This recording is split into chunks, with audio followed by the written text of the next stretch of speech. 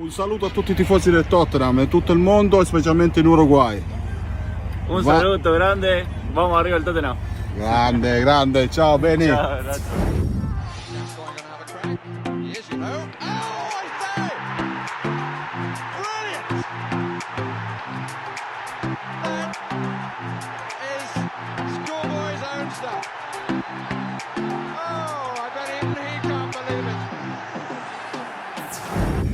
Good morning and good morning to you all. Welcome to this Good Morning Tottenham Away episode. It's a Thursday episode.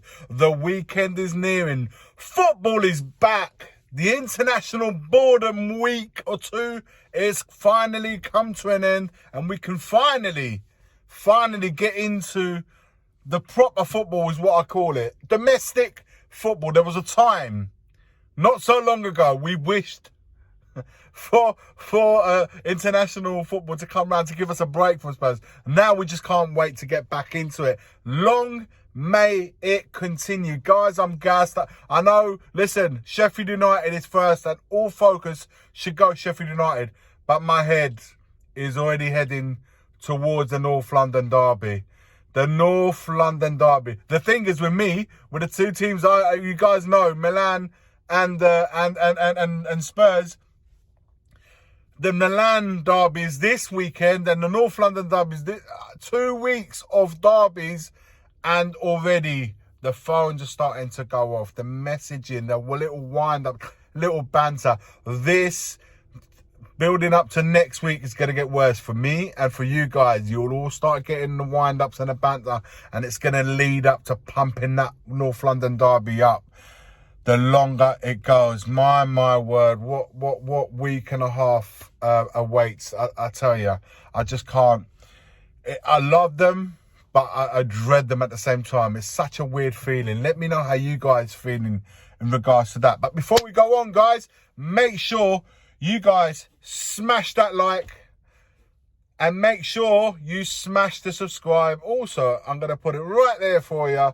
Make sure you do that. If you weren't in, I was on We Are Tottenham TV panel show yesterday, and we spoke a few things. Really good show. Really enjoyed it. Really good topics. If you guys missed it, head over to the channel and make sure you give it a watch and smash a like for that. It was some really good topics, and obviously the 25 man squad and all of that we discussed. That was just one of the topics, and the biggest topic is, of course, the biggest one of the top discussions was Hugo Lloris, who's done a U-turn, or the club, everyone has done a U-turn on that one. What looked like he was going to be leaving, and then, after the Newcastle game, and then after that he declared he was leaving, didn't really partake in any pre-season tour, didn't feature in any games. And it looked like he was going to go to Lazio, then to France, but he didn't want to be a backup goalkeeper, blah, blah, blah, this, that, and the other. Everything's done. Was the contract going to be ripped up? What was we going to leave him to go on a free transfer so he can choose his next club? And here we are. On the 14th of September, he's in the squad. So, and one of the topics we decided, do we use him as a backup goalkeeper? Where does that leave us in regards to the likes of Foster, Whiteman, Austin, and the other fellas that are all in the backup scenarios to Vicario? Of course, we brought in Vicario, and he remains number one. But how do we do it? What conversation we had? Normally at the beginning of the season, specifically with goalkeepers, the roles are very specified. Who's going to be the first teamer? Who's the backup? And I've always thought that conversation would have been had. The fact that Foster was selected for the Fulham game, the cup game, tells me that there's an understanding between the manager and the club that Vicario is the number one, and of course the backup is Foster and the other two fellas that we mentioned, Whiteman and Austin. So now we have 5 goalkeepers in this scenario. League games all the way up to January at the very minimum. No cup games until in January, indeed, like when the FA Cup comes into. So where does this leave with the Lloris? What happens? How do we deal with that? How do we deal with the dynamics of the fact that, really interesting points like, Dyer and Lloris and Davies, they were part of that setup where there are our leaders, our group committee, if you like, our captains, we all got together. All of a sudden, Dyer's out, Lloris is out, or Lloris, certainly different to Dyer, was announced that he was leaving. So he's not captain anymore. Thankfully we've reserved him the number 1 shirt that he still has. I mean, how weird would that have looked, him to have another squad number if the number 1 was taken by Vicario? Thankfully, we saved ourselves at least that for him. And what role will he partake? Right now, things are sweet because, you know, he's back in the squad. He's going to be he knows his role fairly well.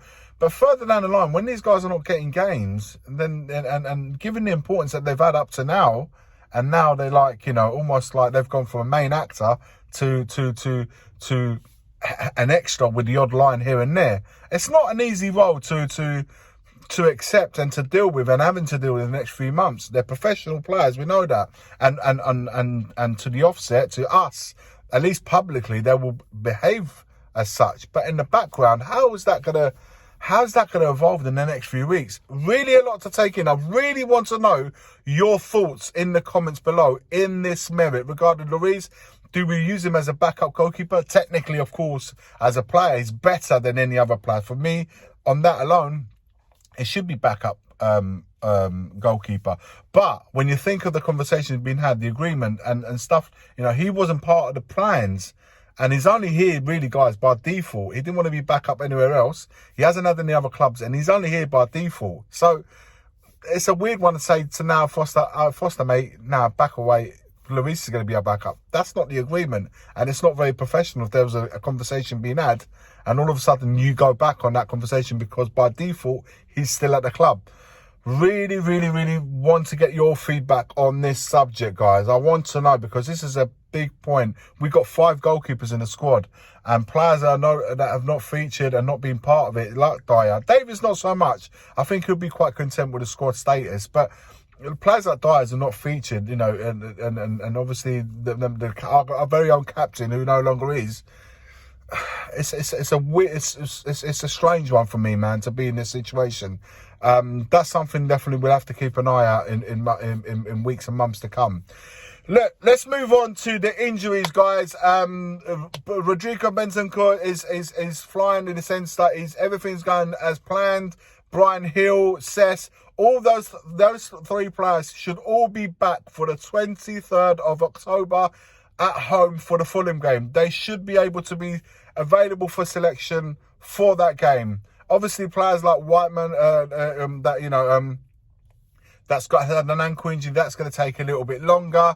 And of course, Lo Celso should be back for the North London derby. So that's really good news. And that means that everything's ticking over. Fingers crossed. There's no setbacks in any of those guys' return. We should have those boys back. Boy, do we need them.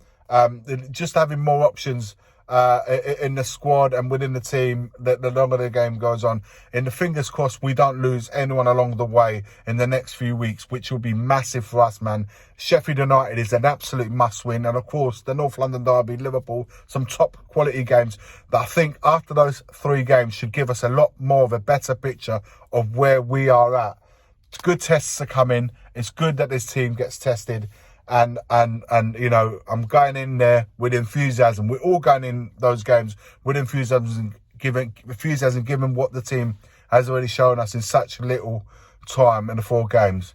Is it going to be a honeymoon period, or is this like something that, guys, this is something that we will be doing moving forward as a team? We're going to show up, present ourselves. We're not just pretty to look at. We actually have more about us in the personality, and we have more about us as a character. Those questions will be answered in those games that are coming up, and I just can't wait for it. I want to know what we're really going to be about it, what we're really going to be about this season.